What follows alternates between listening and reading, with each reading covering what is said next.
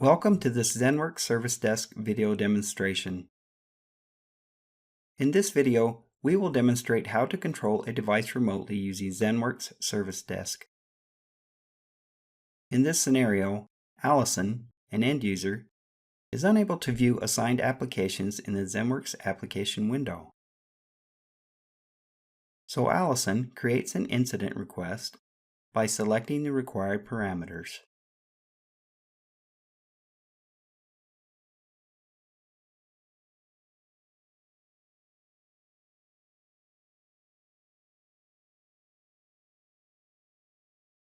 Bob, a technician, receives Allison's request.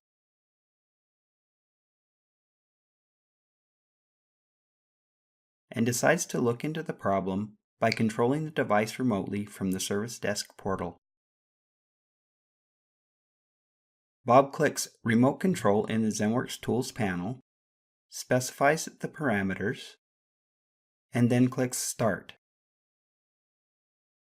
Using ZENworks Control Center Helper, the device is remotely controlled.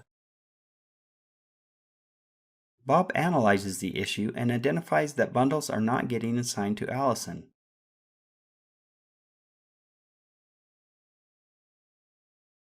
In the ZENworks Tools panel, Bob clicks Manage Bundle and assigns a bundle directly from the ZENworks Service Desk.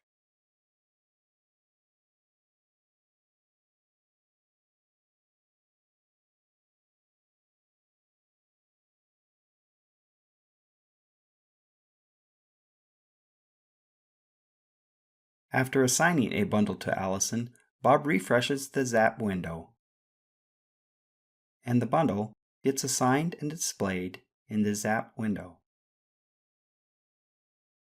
After fixing the issue, Bob adds a note to the request and then resolves the request.